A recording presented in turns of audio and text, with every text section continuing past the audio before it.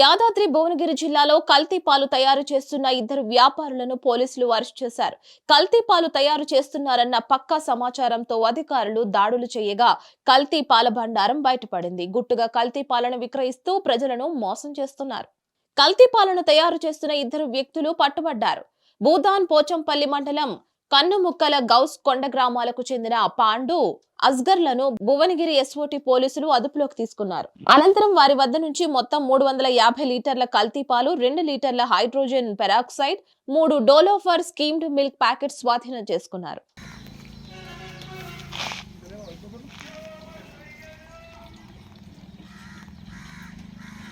మరిన్ని అప్డేట్స్ కోసం చూస్తూనే ఉండండి హిట్ టీవీ.